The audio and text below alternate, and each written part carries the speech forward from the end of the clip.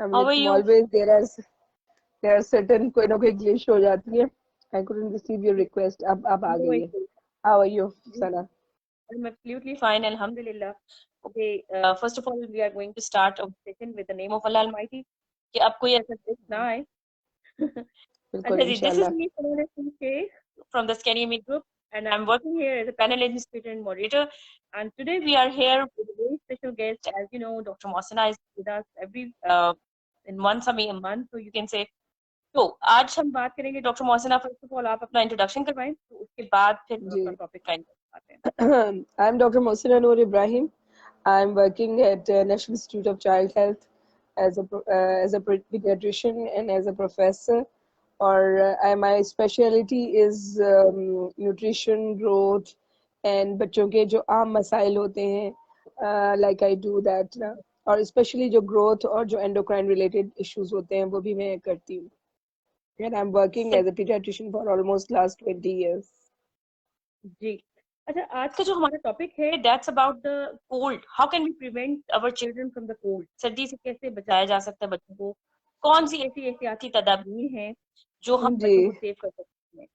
जी doctor असल में मोहसिना, इसके बारे सर्दी एक ऐसा वेदर है कि जो में. बच्चे चूंकि उनकी इम्यूनिटी अभी बन रही होती है और उनको कोई भी प्रॉब्लम या एलर्जी या बीमारियां होने के चांसेस ज्यादा होते हैं, तो बच्चे इसमें ज्यादा सेंसिटिव हो जाते हैं. बच्चों के लिए मौसम जरा मुश्किल हो जाता है, उनको टफ टाइम देता है. तो जी उसमें हमें सबसे इम्पोर्टेंट ये है कि हमें अपने बच्चों की इम्यूनिटी को बेहतर करने के लिए काम करना है. उसमें हमें डाइट का स्पेशली ख्याल रखना है. जो भी हम कर सकते हैं छोटे बच्चों में, जो नॉर्मल डाइट होती है, जो हेल्दी डाइट होती है, यानी कि दूध, अंडा और सूप्स का इस्तेमाल, शहद का इस्तेमाल, और अगर आप अफोर्ड कर सकते हैं तो ड्राई फ्रूट्स. ये चीजें आपकी इम्यूनिटी को ऊपर रखती हैं और आपके एनर्जी लेवल को अच्छा रखती हैं. तो बच्चों में भी जिस तरह से भी हो सके, हमारी माएँ माशाल्लाह इतनी इंटेलिजेंट होती हैं कि वो किसी न किसी सूरत में बच्चों को ये चीजें देती रहती हैं. प्लस एक और सही. चीज जो माएँ कर सकती हैं कि विटामिन ए और डी का इस्तेमाल है, जो कि हमारी नॉर्मल डाइट से भी हो सकता है या हम सप्लीमेंट्स भी दे सकते हैं. तो ये भी बहुत इंपॉर्टेंट है कि अगर आप बच्चों को सर्दी से, और तीसरी अहम बात ये कि सर्दी से बचाना है, ऐसे टाइम पे कोशिश करें कि बच्चों को ना निकालें जब वो अननेसेसरीली ठंड से एक्सपोज हों. जैसे बहुत अर्ली मॉर्निंग या रात के टाइम पर कभी शादियां हो रही होती हैं, कभी वैसे शॉपिंग के लिए जा रहे होते हैं, तो कोशिश करें कि बहुत छोटे बच्चों को ऐसे वेदर में ना निकाला जाए. और अगर निकालें तो प्रॉपर क्लोथिंग हो. अंदर आप अंडर लेगिंग्स और जो अंदर हमारे शर्ट्स, अंडर शर्ट्स होती हैं वो पहनाएं, स्वेटर्स पहनाएं, प्रॉपरली वार्म रखें, सॉक्स पहनाएं, ग्लव्स भी हो सकते हैं, और कैप का इस्तेमाल भी आपका, क्योंकि बच्चों का हेड यूजुअली बॉडी से लार्ज होता है, तो उनका अगर सर को आप कवर रखते हैं तो उनको सर्दी कम लगती है. तो ये चीजें इंपॉर्टेंट है, और अगर इन चीजों पर अमल करें तो सर्दी कुछ नहीं कहती. सही. अच्छा, आपने जिक्र किया कि बच्चों को अननेसेसरी बाहर ना निकाला जाए, बिकॉज अब देखें रिसेंटली स्कूल भी ओपन हो गए और अभी तक टाइमिंग का भी कोई नहीं है कि इन्होंने कुछ चेंज ऐसा किया है. गवर्नमेंट की तरफ से ऐसी कोई पॉलिसी अभी नहीं आई. जी. तो मॉर्निंग में अब बच्चा जा रहा है एकदम सडन आपके के गर्म लिहाफ से निकल कर, तो उसमें हम क्या जी. प्रिकॉशन दे सकते हैं. वो जाहिर बात है उसने वैन पे भी जाना है या ड्राइवर पे ड्राइव कर रहा है, तो बिल्कुल. ठंड का खदशा तो है. और अब हर स्कूल में ना तो अ, हीटर है ना कोई हीटिंग सिस्टम प्रॉपर है, और अगर है भी तो बहुत कम चलाते हैं कि भाई गैस का इशू ना आ बिल्कुल. जाए. बिल्कुल जी. हमारे पास हीटिंग सिस्टम का प्रॉपर इतना कोई ट्रेंड नहीं है. हम्म, सुबह सुबह जब बच्चा जी एक तो रजाई से उठता है तो घर तो अमूमन थोड़े वार्म होते हैं, लेकिन आप प्रॉपर जी क्लोथिंग का ख्याल रखें, यानी कि उनको लेगिंग्स, वार्म लेगिंग्स या वार्म अंडरशर्ट्स जो होती हैं वो लाजमी पहनाएं. बच्चे जिद करते हैं, नहीं पहनते, कैप नहीं पहनते, लेकिन माओ को मेक श्योर करना है कि वो ये जरूर पहनाएं, ताकि एकदम घर से बाहर निकले तो ठंडी हवा ना लगे. देखिए ये सब सही. चीजें, ये वो कोशिशें हैं जो आप कर सकते हैं. और दूसरा, इम्यूनिटी और डाइट का भी बहुत ख्याल रखें. इम्यूनिटी को बूस्ट करने के लिए जो हो सकता है, जो वैसे मैंने बताया, विटामिन ए एंड डी का इस्तेमाल बहुत इंपॉर्टेंट है. उससे आपकी इम्यूनिटी बच्चे की अच्छी रहती है, तो उसको नजला जुकाम या आम इन्फेक्शन कम होते हैं. स्कूल तो जाना है, स्कूल तो भेजना है, तो वो तो हम अवॉइड नहीं कर सकते, लेकिन जहाँ अवॉइड हो सकता है, जैसे रात को अननेसेसरीली ठंड में बाहर निकलना, बहुत छोटे न्यू बॉर्न्स का स्पेशली मैं कहूंगी, या जो 1 ईयर से छोटे बच्चे हैं, उनको अननेसेसरीली बाहर नहीं निकालना चाहिए. दिन में अगर धूप में या बच्चों को निकालें तो वो उनके लिए अच्छा होता है, उनसे उनकी विटामिन डी भी बेहतर होती है, और वो थोड़ी सी धूप लगना वैसे हेल्थ के लिए अच्छा रहता है। सही। यहाँ पे आपने डाइट का जिक्र किया था, जो स्टार्ट में आपने बताया था कि ड्राई फ्रूट्स वगैरह दें। अच्छा, ड्राई फ्रूट्स में नट्स का यूज है, लाइक वॉलनट्स हो गए, या जिस तरह आप कह लेंगे उसमें चिलगोजे वगैरह, इस तरह आप छोटे बच्चों को क्या रिकमेंड करती हैं, किस तरह के नट्स उनको दिए जाएं? क्योंकि अब पता है ड्राई फ्रूट गर्म भी बहुत मैं तो होता है ना। ज्यादातर, हाँ देखिए, नट्स तो सारे अच्छे होते हैं, और वो ऑब्वियसली चिलगोजे हर शख्स अफोर्ड नहीं कर सकता, they are very hmm, expensive.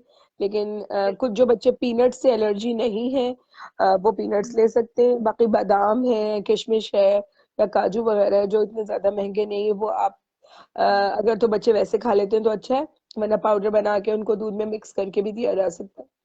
तो जो जिस उम्र से बच्चे खाना शुरू कर दें, लाइक जिन जब दांत आ जाते हैं, तो तब से वो ले सकते हैं। हाँ, सही। बहुत ज्यादा मैं ये भी नहीं कहूंगी कि उसके लिए बिल्कुल आप माएँ बिल्कुल परेशान हो जाएं या टेंशन लें। अगर आप आसानी से अफोर्ड कर सकते हैं तो हम्म, बादाम इज वेरी गुड। बाकी अखरोट भी अच्छे रहते हैं, और पीनट्स, अगर आपके बच्चे को एलर्जी नहीं है तो फिर आप पीनट्स भी हम्म, दे सकते हैं। सही। यहाँ पे मेरा एक पर्सनल एक्सपीरियंस है, बच्चे ने काजू का इनटेक बहुत ज्यादा किया था, और उसकी वजह से उसको फिर पूरे जिस्म पे दाने हो गए थे। तो इसके जी, बारे में आप क्या कहते हैं, कितनी क्वांटिटी में बंदा ले, अगर ये ड्राई फ्रूट भी ले रहा है, नहीं क्योंकि देखिए, जो काजू एलर्जी होते हैं ना उनको तो एक हम्म, काजू काजू से यूजुअली बहुत कम एलर्जीज रिपोर्टेड हैं, केशू एलर्जी से कहते हैं, लेकिन peanut allergy is very common. तो अगर आपका हम्म, बच्चा पीनट से एलर्जी है तो वो तो एक दाने से भी हो जाएगा, और काजू से अगर आपने नोट कर ली एलर्जी तो मे बी वो काजू से कोई एलर्जी हो। यूजुअली केशू नट इतनी एलर्जी करता नहीं है, तो वो आप मेरे ख्याल में तो बेहतर है कि वो चीज अवॉइड करें। क्वांटिटी फिर आप बिल्कुल नहीं, एक एक से भी नहीं ले सकते, एक काजू भी सही। नहीं ले सकते, या कॉमन एक पीनट कितना भी नहीं ले दे सकते। सकते हैं? कॉमन बच्चों में अगर हम दें तो कितनी क्वांटिटी होनी चाहिए? बिकॉज अगर बंदा बैठे खाने तो वो तो फिर लगातार ही खाता जाए ना, बच्चों नहीं को नहीं क्या पता। लगा था, हाँ जी। बस मेरे ख्याल में देखिए, एक रूटीन हैबिट बना दें, जैसे बादाम है, 5 बादाम दे दिए, मूंगफली तो आप थोड़ी सी ज्यादा भी खा सकते हैं। और हम्म, मैं बादाम पे इसलिए स्ट्रेस देती हूँ कि बादाम का हमारा ट्रेडिशनल रोल भी है कि जी आपकी हम्म, मेमोरी को भी अच्छा करता है, लेकिन ओवरऑल हेल्थ बिल्डिंग, अच्छे प्रोटीन्स और अच्छे मिनरल्स हम्म, इसमें होते हैं। और एक एवरेज क्वांटिटी 5 to 10 बादाम, ये नहीं है कि आप पूरा डब्बा एकदम खा जाओ, डेली थोड़ा थोड़ा ज्यादा बेहतर रहता है। Daily five to hmm, ten इस तरह से ले लें आप, वो बेस्ट है आपके लिए। सही। अच्छा जी, यहाँ पे हमारा आपसे एक और क्वेश्चन होगा। छोटे बच्चे जो न्यू बॉर्न होते हैं उनमें काफी प्रॉब्लम आता है कि चेस्ट बलगम हो गया, रेशा हो गया। इस चीज को हम न्यू ओके, बॉर्न से ज्यादा करते हैं, फिर नाक बंद हो जाना। इस चीज को हम कैसे प्रिवेंट कर सकते हैं घर पर? कि हम चाह रहे हैं हम डॉक्टर के देखिए, पास लेकर जाएं। आपके प्रोग्राम के तवज्जुह से सबसे पहले तो मैं मदर्स से ये रिक्वेस्ट करूंगी कि मदर्स ब्रेस्ट फीडिंग कराएं। तो उससे बिल्कुल। आपकी जो इम्यूनोग्लोबुलिन्स होते हैं वो बेबी में चले जाते हैं। अगर आपके अंदर जो भी नेचुरल एलानिया इम्यूनोग्लोबुलिन्स बना रहा होता है तो वो बेबी ट्रांसफर हो जाते हैं। तो बेस्ट तो ये है कि मदर ब्रेस्ट फीडिंग कराए, यानी कि breast feeding is best for your newborn और योर इन्फेंट।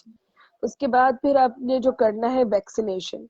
वैक्सीनेशन में सबसे इम्पोर्टेंट जो, अगर आपके बर्थ पे तो बीसीजी और पोलियो लगता है, मगर 1.5 महीने की उम्र से नमोनिया की वैक्सीन भी लगाई जाती है।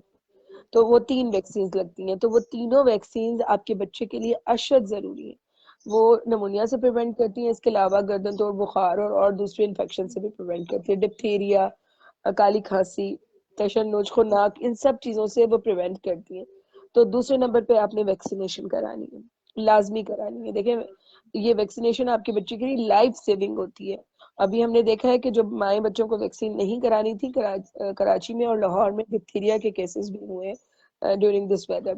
फिर उसके बाद 9 महीने पर मीजल्स की वैक्सीन है, जो कि आपको लाजमी करानी है, क्योंकि मीजल्स नमोनिया बहुत कॉमन है, और मीजल्स से डबल नमोनिया की तरह की कैफियत हो जाती है। तो वैक्सीनेशन और ब्रेस्ट फीडिंग के अलावा प्रॉपर वार्म रखें बच्चों को, हीटर के अगर पास रखें तो केयरफुली रखें, थोड़ा सा ह्यूमिडिफिकेशन जरूर होनी चाहिए हीटर वाले रूम में। इन सब चीजों का ख्याल रखें तो बच्चे ठीक रहते हैं। इसके सही। बावजूद अगर बच्चे को सांस का या खांसी का कोई मसला होता है तो हम्म, फौरन जल्द से जल्द जो आपका पीडियाट्रिशियन है या जो आपके बच्चों का डॉक्टर है उसको लाजमी दिखाएं, उसमें लेट मत करें। सही। सही। अच्छा, जो आप कफिंग का बता रहे हो ना, फ्लू का, बच्चों में फ्लू भी बहुत ज्यादा कॉमन है आजकल। ये जी जी मतलब बहुत बिल्कुल। बड़ा सा फ्लू में प्रॉब्लम हो जाता है। तो हम घर पे कैसी कौन सी रेमेडी कर सकते हैं बच्चों के हवाले से कि अब सारे मतलब होता है ना कि फर्स्ट एड जो हमने बच्चे को देनी है वो क्या दे सकते जी, हैं? देखिए होम रेमेडीज ये तो सारी अच्छी होती है, जैसे नीम गर्म पानी में हनी डाल कर दें। लेकिन सही। हनी पुराना नहीं होना चाहिए, हनी बिल्कुल नया होना चाहिए, क्योंकि पुराने हनी से बहुत सारे बीमारियां हो सकती हैं। तो ताज़ा शहद नीम गर्म पानी में डाल के देना बच्चों के लिए बहुत अच्छा रहता है। इसके अलावा ये जो यखनी है, 6 महीने से ऊपर आप बच्चे को यखनी या सूप दे सकते हैं। सही। अंडा आप शुरू कर सकते हैं 6 महीने की उम्र से। Egg is very good in all the winter weather. आपकी इम्यूनिटी, प्रोटीन्स होती हैं एग में, वो आपके बच्चे की इम्यूनिटी को बेहतर रखते हैं। इसके अलावा फिर आप ग्रेजुअली सूप्स जो है उसको अच्छी तरह बीट करके चिकन को या कोई भी आप घर में जो बनाते हैं सूपी लाइक थिंग, वो दे सकते हैं। ये तो घर की चीजें हैं। हाँ, जहाँ तक जो ये जड़ी बूटियों से जो बनी हुई जो शांदे वगैरह होते हैं, वो बड़ों में रिकमेंडेड है, लेकिन बच्चों में रिकमेंडेड नहीं है। सही, जो करछी का जौहर जो शानदार मिल रहा है वो हम छोटे बच्चों को नहीं दे सकते। बहुत छोटे बच्चों को नहीं, लेस देन 6 मंथ्स पे तो मैं रिकमेंड नहीं करूंगी। हम्म, लेकिन अबव 6 मंथ्स या अबव 1 ईयर आप दे सकते हैं। देखिए ये सही। तमाम जो हर्बल चीजें होती हैं, ये बड़ों को तो आप बगैर बड़े तो इस्तेमाल कर सकते हैं, लेकिन बच्चों में जरा सा आपको केयरफुली देनी पड़ती है। सही। अच्छा, अब ऐसा बच्चा भी है जो डाइट के मामले में बहुत ज्यादा इतना शौकीन मिजाज नहीं होते, बच्चे डाइट नहीं लेते, तो आपने यहाँ पे विटामिन डी का सोर्स बताया था कि इनके सोर्सेज क्या हैं, फूड के डाइट में क्या हम चीजें ऐड कर सकते हैं इनटेक के लिए? विटामिन ए और विटामिन डी, ये फैट सॉल्युबल विटामिन होते हैं, और ये आपके बच्चे की इम्यूनिटी बूस्ट करने के लिए बहुत इंपॉर्टेंट है। दो और है, ए, डी, ई और के जो है, ये फैट सॉल्युबल विटामिन होते हैं। ए हम्म, और डी जो है वो, ए स्पेशली आपको निमोनिया से बचाने के लिए, खसरा से बचाने के लिए विटामिन ए की बहुत अहमियत है। विटामिन ए यूजुअली आपको पता है इसका सोर्स बहुत अच्छा नहीं होता है, एग में होता है या जो हम्म, ऑर्गन मीट होता है उसमें होता है, फिश में होता है। तो हम्म, अगर तो ये चीजें मिल रही हैं आप दे सकते हैं तो दें, वरना कॉड लिवर के कैप्सूल्स आते हैं, विटामिन ए के कैप्सूल्स आते हैं, सेवन सीज के आपने देखा होगा कि इस तरह से हम्म, जेल लाइक कैप्सूल्स आते हैं, वो आप अपने बच्चों को दे सकती हैं। सही। रोजाना जो बच्चे बड़े हैं 2 साल से ऊपर, उनको रोजाना एक कैप्सूल काफी होता है। तो और सही। इसके अलावा विटामिन डी तो हमारी बोन्स के लिए बहुत इंपॉर्टेंट है, हमारी जनरल हेल्थ हम्म, के लिए बहुत जरूरी है। विटामिन डी का भी बहुत इंपॉर्टेंट रोल है, जो निमोनियाज या इन्फेक्शंस होते हैं, विटामिन डी उनको प्रिवेंट करता है। जो आपकी फेफड़ों की जो एपिथेलियम होती है, उसकी जो लाइनिंग होती है, उसकी मूवमेंट को सही रखता है। तो इसलिए विटामिन ए और डी का तो आपने लाजमी अपने बच्चों को देते रहना है एज अ सप्लीमेंट। दुनिया भर में सही। विटामिन डी तो अब फोर्टिफिकेशन के तौर पे मौजूद है, यानी कि 400 IU अब डेली आपने अपने बच्चे को देना है, जो अब बच्चे 1 साल से ऊपर है। 1 साल से ऊपर की थोड़ी सी डोज डिफरेंट है, वो आप अपने बच्चे के डॉक्टर के मशवरे के मुताबिक इस्तेमाल करें, लेकिन उससे बड़े लोगों को आपने विटामिन ए और डी देना है। और विटामिन डी भी आप डेली देंगे, और आइडियली तो स्पीकिंग तो बच्चों के लिए भी बहुत जरूरी है, और विंटर वेदर में बहुत ज्यादा इम्पोर्टेंट है। सही। अच्छा, इसमें हम आपसे ये भी पूछना चाहेंगे कि छोटे बच्चों को चाय, अगर जिस तरह सर्दी है, चाय दे सकते हैं जिस तरह आर्म स्ट्रॉन्ग चाय बन रही होती है या जिस तरह सादी जिस तरह होती है, देखिए तो छोटे चाय बच्चों का को? वैसे तो वार्म हम्म, एक चीज है, वार्म मिल्क या वार्म टी, जो है वार्म जो टी है वो, टी का मसला क्या है, टी में टेनेट्स होते हैं, और जो टेनेट्स होते हैं वो जो आपकी ग़िज़ा में जो थोड़ा बहुत भी आयरन होता है, आयन होता है, जो उसको बाइंड कर देते हैं, उससे फिर वो गट में एब्जॉर्प्शन नहीं होती। तो आयरन डेफिशिएंसी एनीमिया होने का चांस होता है, इसलिए हम यूजुअली पेरेंट्स को कह देते हैं कि भाई प्लीज बच्चे को चाय मत दे, मगर कभी कभी बिल्कुल। थोड़ी सी दे लेने में कोई हर्ज नहीं है। सही। लेकिन ये है कि दूध पत्ती के बारे में क्या ख्याल है, अगर हम दूध दूध में पत्ती जस्ट भी, दूध पत्ती में भी आप खाने के साथ नहीं दें, सिंपल खाली पेट अगर बच्चा ले लेता है तो ले ले। लेकिन चाय बहुत ज्यादा रिकमेंड बच्चों में हम करते नहीं है, 2 दफा, एक से 2 मरतबा से ज्यादा चाय बच्चे को देनी भी नहीं चाहिए। और दूध पत्ती लेता है, इतने हाई जाहिर है इतनी सर्दी है, कुछ ना कुछ तो बच्चे को वार्म चीज देनी है, तो 1 से 2 मरतबा तो आप आराम से दे सकते हैं। इसके अलावा मैं बहुत सही। ज्यादा रिकमेंड नहीं करूंगी। ठीक हो गया जी। अच्छा, और इसमें अंडे का जो इंटेक है दिन में कितना होना चाहिए? अगर बहुत ज्यादा ठंड है तो 1 से 2 हम बच्चों को दे सकते हैं क्या? जी, 1 से 2 आप अंडा दे सकते हैं। हाँ, कुछ बच्चे एग एलर्जी होते हैं, उनको फिर आप हम्म, नहीं दे सकते एग, लेकिन अगर एग सही। एलर्जीज नहीं है तो फिर आप आराम से दे सकते हैं। सही हो गया। अच्छा जी, और आप इसके बारे में क्या रिकमेंड करती हैं कि सर्दी से बचाव के और कौन से ऐसे कौन सी ऐसी हर्बल रेमेडीज हैं जो हम घर पे रह के बच्चों के साथ अडॉप्ट कर सकते हैं, ऐसी चीजें दे सकते हैं जो कि अगर कफिंग है या फिर उनको अगर नजला है या जो भी मतलब है कि वो उससे चला जाए, कि मेडिसिन की जरूरत हमें ना हो, मेडिकेशन कर सकती। होम रेमेडीज में तो देखिए हनी और वाटर का बहुत रोल है। जहाँ तक जो शांदे वगैरह की बात है वो एज सच मुझे खुद बहुत पसंद है। जैसे आपने करशी का जिक्र किया, करशी जॉर्जियन शांदा है, लेकिन बच्चों में हम वो रिकमेंड नहीं करते हैं। बाकी सूप दे सकते हैं हम, क्लियर ठीक यखनी है। दे सकते हैं जो छोटे बच्चे हैं 6 महीने से कम के, उससे ऊपर आप चिकन भी ग्राइंड करके साथ अंडे के साथ भी आप दे सकते हैं 6 महीने से ऊपर के बच्चों को। तो यखनी और नीम गर्म पानी में शहद डालकर ये चीजें तो आप आराम से दे सकते हैं। बाकी मिल्क दें तो थोड़ा सा वार्म करके दें। तो और जो भी चीज दें वो बिल्कुल बहुत ज्यादा ठंडी ना हो, ताकि बच्चे का अच्छा, बॉडी मिल्क टेम्परेचर ठीक मिल्क रहे। यहाँ पे जिक्र हम लोग कर रहे हैं तो उसमें माइलो ऐड कर दें या मतलब जो भी चॉकलेट सिरप वगैरह होते हैं जिस तरह बच्चों को हम दे सकते हैं सप्लीमेंट्स आप कोई भी ऐड कर सकते हैं, पीडियाश्योर है, माइलो है। चॉकलेट को जरा थोड़ा अवॉइड भी कर लें, कोई प्लेन वनीला फ्लेवर्स हैं वो यूज करें। चॉकलेट थोड़ा बच्चों की कभी कभी हाइपर एक्टिविटी को बढ़ा देता है, तो बहुत ज्यादा मैं चॉकलेट से कमेंड नहीं करती हूँ। दिन में एक मरतबा आप चॉकलेट का फ्लेवर दे सकते हैं, लेकिन एक जी दफा से ज्यादा नहीं। सही, मतलब कम क्वांटिटी ही रखें उसकी।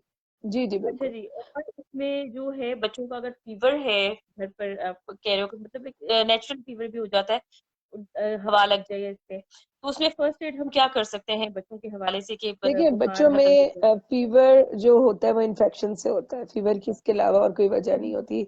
हवा लगना हम्म, में भी कोई ना कोई बैक्टीरिया या वायरस इफेक्ट करता है तो बच्चे को फीवर होता है। तो उसमें ये है कि अगर खुदा ना खास्ता फीवर हो जाता है और नजला जुकाम है, तो आप होम रेमेडीज फौरन शुरू कर सकते हैं। पैराडॉल का इस्तेमाल सेफेस्ट है बच्चों में। पैरासीटामोल या सही। पैनाडोल सिरप, पैनाडोल का इस्तेमाल सेफेस्ट है। इसके अलावा अगर पैनाडोल से फीवर नहीं उतरे तो आइबुप्रोफेन बाजार में मौजूद होता है, वो 2.5 ml to 5 ml आप अपने बच्चे को दे सकते हैं। जहां तक सही। एंटीबायोटिक्स का ताल्लुक है तो वो आपने अपने डॉक्टर से मशवरे के बगैर इस्तेमाल नहीं करना है। इसके अलावा बहुत सारे सही। कफ सिरप्स अवेलेबल हैं। कुछ आजकल आईवी एक्सट्रैक्ट के सिरप्स मिल रहे हैं, वो आप इस्तेमाल कर सकती हैं, जो कि बच्चे को इतना हार्म नहीं करते।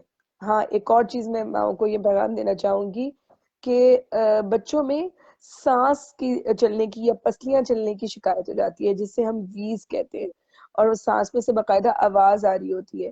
That is a serious condition और उसको बिल्कुल हल्का नहीं लेना चाहिए।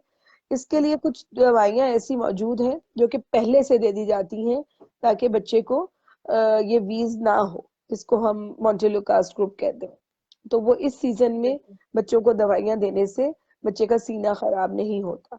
तो इसलिए ये दवाइयां पहले से देकर आप सर्दियों का वेदर आप अपने लिए और अपने बच्चे के लिए थोड़ा सा आसान कर सकते हैं। इसके अलावा सही। अगर फीवर 1 से 2 दिन में ना उतरे तो फौरन अपने डॉक्टर को दिखाएं, ताकि खुदा ना खास्ता नज़ला जुकाम निमोनिया में ना तब्दील हो जाए, और प्रॉपर इलाज करवाएं। और अगर एंटीबायोटिक सही। शुरू करें तो 1-2 दिन देकर बंद नहीं करें, 5 to 7 days तक मिनिमम आपको एंटीबायोटिक देनी होती है, वरना फिर रेजिस्टेंस क्रिएट हो जाती है। तो इसलिए सही। अगर फीवर होता है तो it is infection, nothing else. हवा लगने से सिंपल फीवर नहीं होता। हम्म। अच्छा, इसमें बहुत सी माएँ ऐसा भी करती हैं कि अगर कफिंग हो गया, फ्लू है, तो वो नेबुलाइज घर में ही कर रहे होते हैं, तो जी जी। नेबुलाइज इजीएस्ट वे क्या है? एक तो मतलब आप कितना रिकमेंड करते हो कि ये करना चाहिए, या जी फिर बिल्कुल, डायरेक्ट। अगर आपके बच्चे, बिल्कुल, देखो अगर बच्चे को वीज होती है तो माएं घर में नेबुलाइज कर सकती हैं। और घर में नेबुलाइज सही। करने का फायदा यह है कि बस अब हॉस्पिटल जाकर आप इन्फेक्शन से एक्सपोज नहीं होते हैं। हाँ, ये मैं कहूंगी कि अगर 2 या 3 दफा से ज्यादा नेबुलाइज करने से बच्चे के सांस में बेहतरी ना आए तो फिर आपको फौरन हॉस्पिटल ले जाना चाहिए। नेबुलाइज करने के 2-3 तरीके हैं, जिसमें एक तो क्लिनिल से नेबुलाइज होता है और एक एट्रोवेंट से नेबुलाइज होता है। तो पहले तो क्लिनिल से या क्लिनिल कंपोजिटम से नेबुलाइज करना चाहिए। अगर उससे इम्प्रूव ना हो तो फिर आपको एट्रोवेंट से नेबुलाइज करना चाहिए, और थोड़ा सा उसमें नॉर्मल सेलाइन डालते हैं और नेबुलाइज आप घर पे कर सकते हैं। मगर प्लीज 2 से 3 दफा से नेबुलाइजेशन से अगर बच्चे की तबीयत सही नहीं होती तो फिर आप फौरन हॉस्पिटल ले जाएं। हम्म। अच्छा, इसमें एक और इंस्ट्रूमेंट भी यूज जो आप नॉस्ट्रल्स में डालते हैं, बट मुझे यूज करते हुए काफी प्रॉब्लम होता है कि बच्चे के लिए स्पेशली कि वो डर ही लगता है, तो वो प्रोसेस नहीं ठीक है नहीं, क्या? नेजल स्प्रेस जो है, नेजल स्प्रेस बच्चों में रिकमेंडेड नहीं है। बिल्कुल। उसमें कुछ ऐसे ड्रग्स होती हैं जो कि बच्चे में फ्लशिंग कर सकती हैं, टेकिकार्डिया कर सकती हैं। तो इसलिए मेरी रिकमेंडेशन बिल्कुल नहीं है कि आप नेजल स्प्रे बच्चे के नोज के अंदर करें जब तक बच्चे 10 साल से ऊपर ना हो जाए। दूसरा ये कि नॉर्मल विक्स लगाने से, नोज पे विक्स लगा दें, बेबी विक्स भी आती है, गर्दन पे लगा दें, बिल्कुल मालिश नहीं करें, हल्की सी लगा दें या पिलो पे लगा दें। वैसे गर्दन पे हल्की सी लगाना और नोज पे लगाना बेस्ट रहता है। तो विक्स आप यूज कर सकते हैं। और प्लेन स्टीम दे दे, प्लेन स्टीम देने से भी बहुत ब्रीदिंग में बेहतरी आ जाती है, और जो सांस और जो सारा आपका खुश्की हो रही होती है वो ठीक हो जाती है।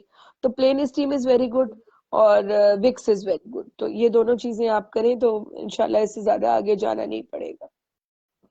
सही। अच्छा, नोज ब्लॉकेज के लिए एक और चीज जो आप कर सकते हैं, जी नॉर्मल सलाइन पी नेजल ड्रॉप्स आते हैं, नॉर सलाइन पी जी नेजल जी। ड्रॉप्स, वो आप नोज में डाल सकते हैं छोटे बच्चों के, जिससे उनकी नाक अगर बंद हो जाती है नजले से तो वो खुल जाएगी। लेकिन स्प्रेज नहीं करनी है, जो आप नेजल स्प्रेज मिलते हैं बड़ों के लिए, वो बच्चों में यूज नहीं करते।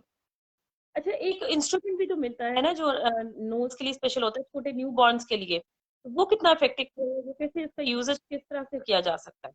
इंस्ट्रूमेंट नहीं, नॉर्मल सलाइन पी ड्रॉप्स ही होते हैं। क्लीन करने ओके के लिए फाइन। कुछ सक्शन बल्ब्स आते हैं, वो भी जी। हर बच्चे में नहीं यूज करते। अगर कोई बच्चे के साथ बहुत ज्यादा प्रॉब्लम्स है तो फिर हम यूज हम्म, करते हैं, वरना नॉर्मल पी ड्रॉप्स ही होते हैं जो कि न्यूबॉर्न में यूज किए जाते हैं। सही, बिल्कुल सही। अच्छा जी, message of the day, as you know कि this session is brought to you by Shield, तो आपका इसके हवाले से क्या मैसेज होगा आज का? हाँ देखिए, मेरा तो एक तो ये मैसेज है मदर्स के लिए कि सर्दियों में बच्चों को बहुत सारे फ्लू, नजला, जुकाम, नमोनियाज बहुत कॉमन होते हैं। तो जितना मुमकिन हो सके अपने बच्चों को ठंड से बचाएं, ग़िज़ा का ख्याल रखें, और हैंड वॉशिंग को भी हैंड वॉशिंग जरूर करें। हाँ, एक और चीज, स्किन अभी आपकी ड्राई हो जाती है, उसके लिए आप प्रॉपर जो इमोलियंट्स होते हैं या जो स्किन को ड्राई नहीं करते उसका इस्तेमाल करें, और जो अच्छी रिलायबल प्रोडक्ट्स हो उनको यूज करें। हर जगह से खरीद के प्रोडक्ट्स नहीं लेनी है, जो अच्छी रिलायबल हैं और जो आपके बच्चे की हेल्थ के लिए बेहतर है। हर तरह की प्रोडक्ट्स अवेलेबल है, लेकिन जो अच्छी और रिलायबल हो और टाइम टेस्टेड हो वही इस्तेमाल करनी चाहिए। बाकी ये कि वैक्सीनेशन जरूर कराएं, उससे बहुत सी चीजों से आपका बच्चा प्रिवेंट हो जाता है। अब तो 12 साल से ऊपर कोविड वैक्सीनेशन भी हो रही है, और उससे छोटे बच्चों के लिए निमोनिया की और मीजल्स की वैक्सीनेशन जरूर करवाएं। Thank you so much. Thank you so much doctor Mohsina, thank nice to you talk. Sana. Okay, nice talking to you. Okay, अल्लाह टेक केयर, अल्लाह हाफिज।